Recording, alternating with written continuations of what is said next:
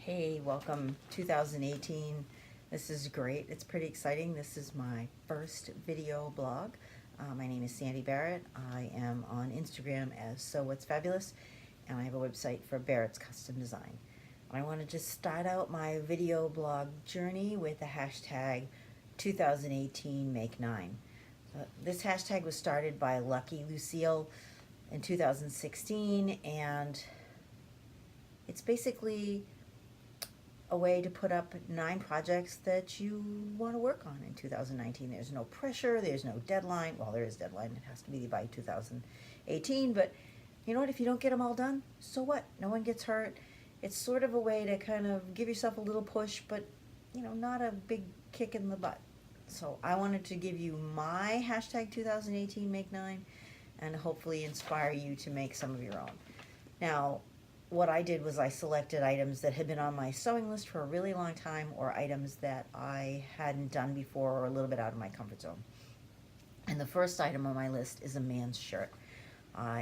This year I made very tailored pajamas for my husband and my son-in-law, and I think that I'm ready to make a man's shirt, just a very traditional button-down type of shirt for my husband. So I'm going to give that a try, and the pattern I chose is called the Fairfield from Thread Theory.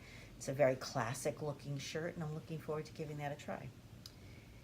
The second item on my list is something that I've wanted for a really long time. It is the cocoon coat from Sew Over at London. Now, the only way to get that pattern was to actually take the class in London, and since I live in New England, it was a little inconvenient for me to actually fly over there for classes. Not that I wouldn't love to, because I love London, but last month, Lisa Comfort made the pattern available through her brand new magazine, and my sister actually lives in London, so I'm very fortunate, and she got the magazine for me, and she will be bringing it the next time she comes. So I'm looking forward to that. So I have the cocoon coat pattern. It's a very simple pattern. It's got some interesting collar detail. I live in New England. We wear a lot of coats. We wear coats 5 or 6 months of the year, so we need all kinds of coats. They're a big part of our wardrobe.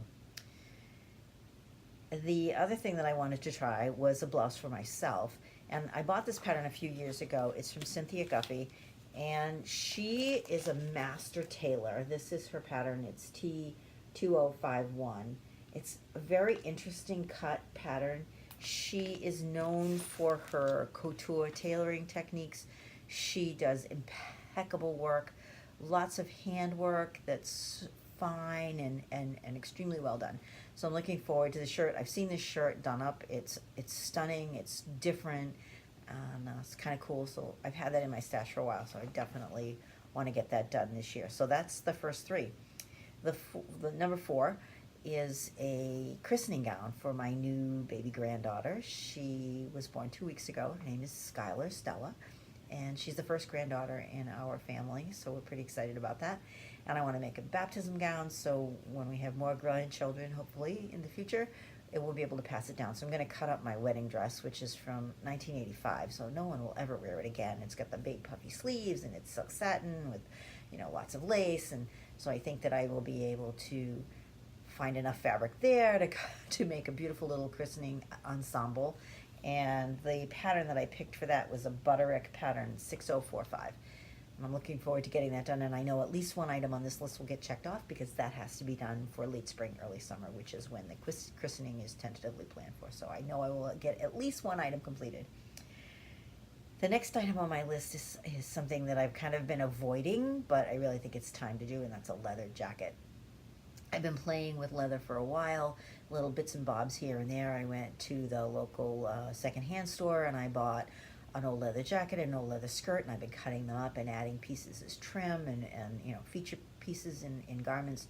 So I think it's time to really just full on go for the leather jacket. So the pattern that I chose is Silhouette pattern 1100, and what I like about this pattern is that it's got this really interesting pocket detail. It also has a zipper on the front, which is great, and it's princess seam lining, so princess seams, so it is really easy to fit. So I think I can find some fairly moderately priced leather and make the jacket and give it a try. I'm excited and a little nervous about trying it, but I will let you know how that goes.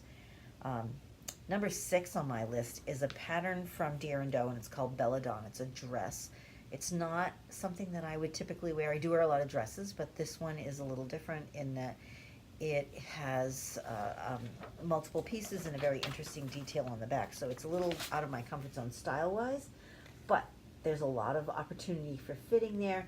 And this back detail is great.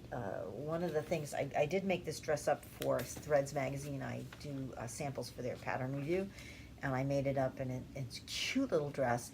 And the back, the detail in the back is such that you don't have like this full on back detail, but you can also wear undergarments with it, and I think that it's kind of appropriate. So I thought I would try that in a, kind of a fancy dress, maybe a crepe or something. I don't know, I haven't gotten that far, but that's definitely on my to-do list. The last three items, one of them is a pattern that I've had for a while. I do have a big selection of vintage patterns, and this one cost $1. I know that's backwards for you, but it cost $1, so that's how old it is. And it is a coat and dress ensemble, and I love this coat. It's got these little button details and these side details and some trim on them and this dress. So I think that I'm going to try to make that for Easter, and I've actually had this project around for a while and in the works. I'm actually sitting on my fabric. So this is the fabric for the dress. It's a little wild. It's kind of a viscosey, it doesn't have any stretch to it. It's a little bit of, no, it has no stretch. Kind of a wild pattern, so I thought that would make a really simple dress and it would be really cute. And then the jacket, and this is just a blend. It looks like a linen, but it isn't really, it's a blend. And it's pretty soft, so I'm thinking that it's gonna need some interfacing, but between the two of them, it will be a really cute little outfit. And looks so retro to me. I think that jacket will be great, and I have to find a little trim to put on the jacket, but that's kind of a fun project. I live in New England. It was 3 degrees this morning when I got up to take the dog out. And 2 years ago, I bought this fur from Mood Fabrics. Oh, it's so nice. It's fake. It's not real fur, but it's so beautiful and so yummy. And I have wanted to make a fur coat out of it for a long time, 2 years since I've had it. I need a new coat desperately, so this is on one of my to-do lists. I found a coat pattern. It's the Atelier coat from the Maker's Atelier. It's a very simple coat, little round collar, raglan sleeves, long. I think it'd be perfect for this fur because you don't want a lot of detail. You're not going to see it. You want something very simple, and I don't need a collar and a full-on coat, hood. I can use scarves to wrap around me, so that will be fine. The last item on my list is a bag. I have made tote bags to take to the market and stuff, but I want something a little bit more substantial. So Style Lark has a London tote bag, and I'm thinking I'll make it out of denim and then accent it with some of the leather left over from my jacket. So I'll use the leather scraps, which will be economical. That will be great. And I always have leftover denim. So I think I will use some of that and kind of make this bag from what I have lying around the house. So that is my hashtag 2018 Make 9.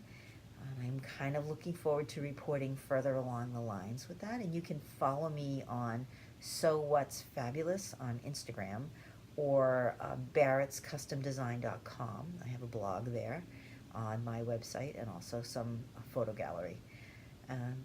I've really enjoyed making this video blog for you. I hope that you go to Instagram and check out hashtag 2018 Make 9, and also to check out my my posts there as well. If you like this video, please give it a thumbs up, and please subscribe to my brand new YouTube channel. Happy 2018.